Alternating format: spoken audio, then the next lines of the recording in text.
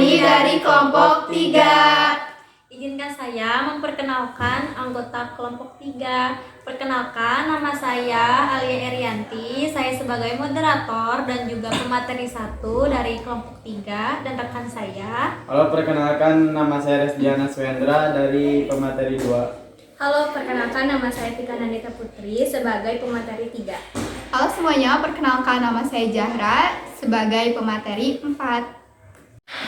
Assalamualaikum warahmatullahi wabarakatuh. Salam, Om Swastiastu, Namo Buddhaya, salam kebajikan, salam sejahtera bagi kita semua.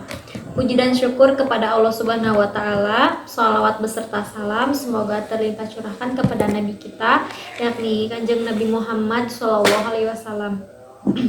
Yang saya hormati Ibu Yulidiana Rahmawati sebagai dosen pengampu pengantar manajemen. Yang saya hormati rekan-rekan kelompok saya dan yang saya hormati teman-teman sekalian. Di kesempatan kali ini, kelompok kami akan memaparkan materi yang berjudul Manajemen Gaya Barat dan Gaya Timur. Untuk mempersingkat waktu, langsung saja kepada materi yang pertama yang akan disampaikan atau dipaparkan oleh saya sendiri. Nah, oke teman-teman, jadi materi yang pertama itu adalah manajemen gaya barat dan gaya timur. Tetapi sebelum masuk ke materi inti, kita juga harus mengetahui apa sih manajemen secara umum itu, atau apa sih definisi manajemen secara umum. Nah, di sini kita akan bahas manajemen secara umum menurut Polet pada 2015, bahwasanya beliau mengatakan manajemen adalah seni menyelesaikan pekerjaan melalui orang lain. Definisi ini berarti bahwa seorang manajer bertugas mengatur dan mengarahkan orang lain untuk mencapai tujuan organisasi. Berdasarkan pendapat tersebut, dapat ditarik kesimpulan bahwa manajemen merupakan serangkaian kegiatan organisasi yang melibatkan perencanaan, pengaturan, dan pemberian arahan kepada individu yang terlibat langsung dalam aktivitas organisasi. Kegiatan ini mencakup pembagian tugas dan tanggung jawab yang akan dilakukan di bawah pengawasan sumber daya manajemen. Nah, jadi maksud beliau bahwasanya manajemen itu secara garis besar bisa diartikan sebagai pengatur atau mengatur, mengarahkan, merencanakan atau mengorganisasi. Nah, manajer atau pemimpin wajib mempunyai sifat tersebut. Untuk apa? Untuk bisa mengarahkan atau mengatur karyawannya atau mengatur pekerjaannya sehingga bisa mencapai tujuan atau mencapai tujuan organisasi. Nah, kita langsung saja ke materi yang utama adalah manajemen gaya barat dan gaya timur. Nah, di sini apa sih manajemen gaya barat itu? Nah, manajemen gaya barat itu adalah manajemen gaya barat menganut sistem kebudayaan Amerika Serikat yang menerapkan prinsip inovasi atau perubahan cepat. Kebudayaan barat menerapkan individualis yang mana segala bentuk tanggung jawab dikerjakan secara pribadi. Akan tetapi, dalam proses pengambilan keputusan manajemen barat lebih mengutamakan partisipatisme dengan melibatkan pendapat karyawan. Nah, di sini maksudnya apa? Jadi, manajemen gaya barat itu lebih mengutamakan partisipasi karyawan. Untuk apa? Untuk bisa mengkontribusi atau karyawan bisa berkontribusi dalam bekerja, sehingga manajer tidak bekerja sendiri atau memutuskan sendiri, tetapi ingin partisipasi supaya semua karyawan bisa berkontribusi dalam pekerjaan tersebut. Nah, yang kedua ada manajemen gaya timur. Nah, manajemen gaya timur itu apa? Manajemen gaya timur, terutama negara Jepang, yang menekan pada prinsip Kaizen, yaitu langkah yang pelan tapi pasti. Gaya timur mendukung tingkah kolektivitas yang tinggi sehingga tugas dan tanggung jawab dilakukan secara berkelompok, cenderung menggunakan sistem sentralisasi dan sedikit partisipasi karyawan dalam mengambil keputusan. Nah, di sini maksudnya manajemen gaya timur mengutamakan kolektivitas. Apa sih kolektivitas itu? Kolektivitas itu adalah mengumpulkan atau mengumpulkan semua keputusan melalui musyawarah. Misalnya untuk apa? Untuk mengambil keputusan yang akan diambil untuk menjalankan pekerjaan kedepannya. Jadi manajer atau pemimpin tidak mengambil keputusan sendiri, akan tetapi menghargai atau mengaspirasikan kepada karyawan untuk mengolektifkan atau mengumpulkan kinerja atau pengetahuan karyawan untuk mencapai tujuan perusahaan yang lebih efisien. Nah, mungkin cukup sekian dari saya. Materi selanjutnya akan dipaparkan oleh rekan saya. Oke, selanjutnya saya akan memaparkan materi 2, yaitu ciri-ciri dan karakteristik manajemen gaya barat dan timur. Manajemen gaya barat yaitu yang pertama yang bersifat kolaborasi, konsensus atau musyawarah, rendahnya pengawasan hierarki yang berarti memudahkan komunikasi antara manajer dan karyawan. Terus yang pengembangan keterampilan dan pengetahuan karyawan. Manajemen gaya barat bersifat G-manship atau hubungan masyarakat yang menonjol dalam kelompok. G-manship yang didukung oleh teknik yang modern secara agresif. Inovasi berupa perubahan berkelanjutan, konsep manajerial yang bersifat kekeluargaan, manajemen yang dipimpin oleh pemimpin profesional. Terus karakteristik manajemen gaya barat dan timur. Yang pertama, karakteristik manajemen gaya barat: sistem kerja jangka pendek, adanya evaluasi dan promosi, karir berdasarkan pada spesialisasi, mekanisme pengawasan hierarki yang berarti memudahkan komunikasi antara karyawan dan manajer, terus melibatkan karyawan dalam mengambil keputusan, tanggung jawab bersifat individual. Terus yang kedua, karakteristik manajemen gaya barat dan timur. Yang pertama yaitu karakteristik manajemen gaya barat.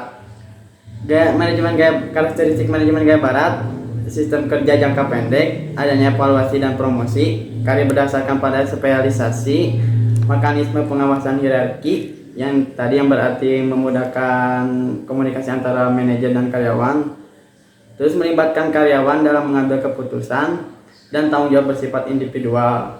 Terus yang kedua, karakteristik manajemen gaya timur: sistem kerja seumur hidup, evaluasi dan promosi yang lama, sistem bonus dan kemudahan kerja, karir tidak berdasarkan spesialisasi, mekanisme pengawasan oleh anggota kelompok, pengambilan keputusan dilakukan oleh manajer puncak. Yang terakhir, tanggung jawab kelompok dalam manajemen. Ya, mungkin dari saya sih gitu. Terima kasih. Selanjutnya saya akan memaparkan materi yang ketiga, yaitu aspek negatif dan positif dan juga perbandingan antara manajemen gaya barat dan gaya timur. Langsung saja, yang pertama ada aspek positif dari gaya barat.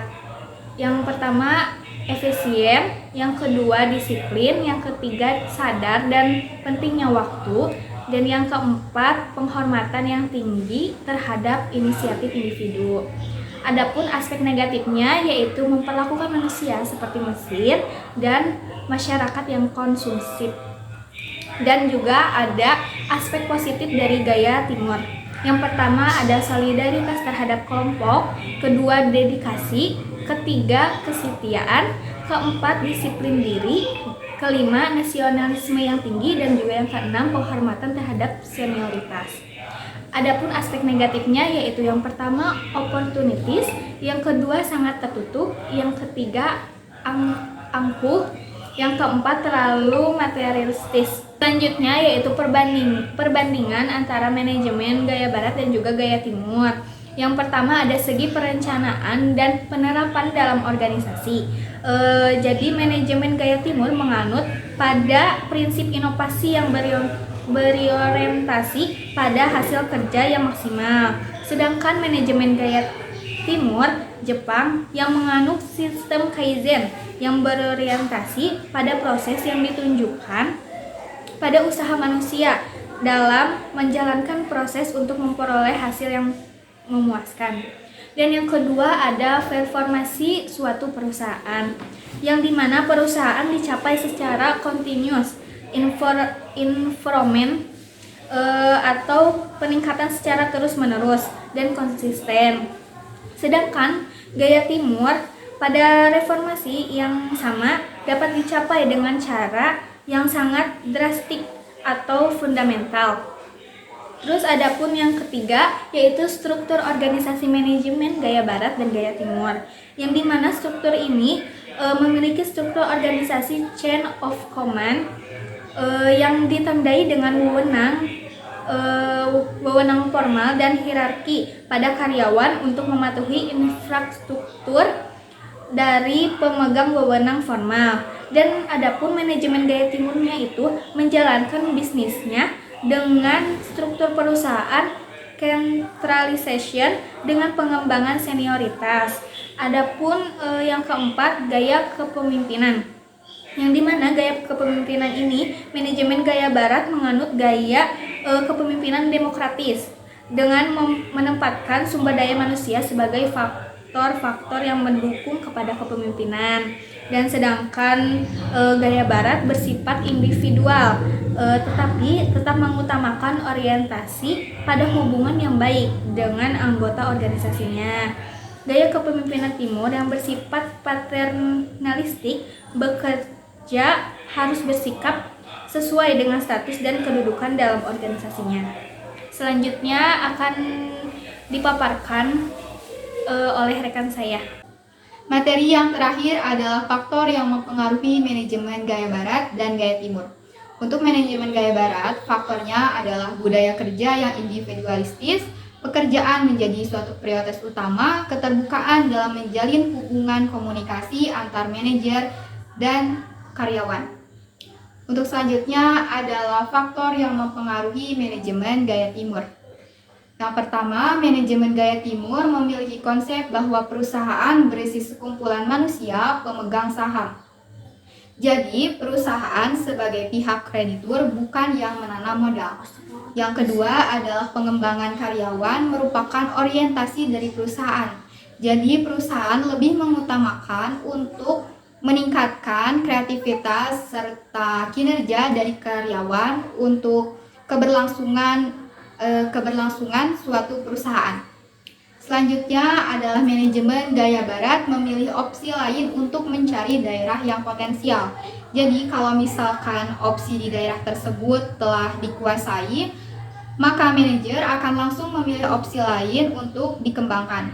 Yang terakhir adalah manajemen gaya timur lebih memperhatikan produksi seperti pada kualitas mutu dan peningkatan penghasilan. Selanjutnya adalah materi perkembangan gaya manajemen di Indonesia. Mengutip dari makalah Eko Handayanto, negara Indonesia merupakan salah satu bangsa yang belum memiliki style atau gaya manajemen yang sesuai.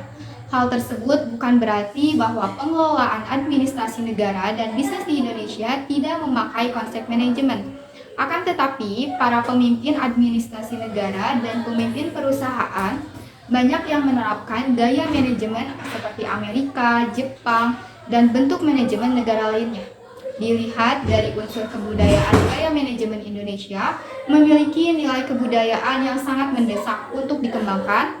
Jadi kalau misalkan manajemen Indonesia terus dipaksakan akan mengakibatkan kegagalan pada pengaplikasian manajemen di Indonesia. Materi selanjutnya,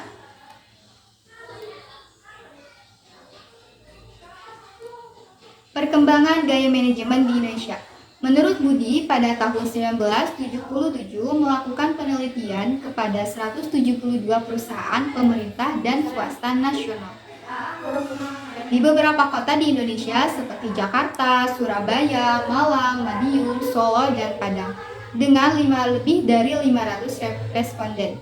Umumnya, organisasi bisnis di Indonesia dinilai bersifat rutin, formalistik, kurang tersentralisasi, kurang berkomunikasi dengan tugas, dan umumnya lebih dikoordinasikan melalui rencana daripada saling menyesuaikan ataupun umpan balik. Namun tidak seluruhnya bersifat birokratis. Nah, dari hasil penelitian tersebut dapat dilihat bahwa gaya manajemen Indonesia cenderung lebih mencondongkan pada gaya manajemen timur karena pembagian kerja, cara kerja, kewajiban, dan kedudukan karyawan dikukuhkan dengan menerapkan peraturan-peraturan yang tegas.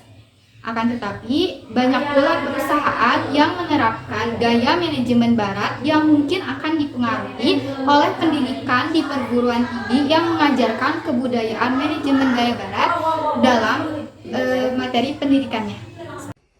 Oke, di sini saya akan menjelaskan kesimpulan sekaligus penutupan. Nah, manajemen merupakan sebuah sistem yang digunakan untuk mengatur alur kerja dalam organisasi. Sistem tersebut dijalankan melalui peran manajer dalam perencanaan, pengaturan, dan pengawasan, serta peran karyawan sebagai relaksana yang berkontribusi dalam tercapainya tujuan organisasi.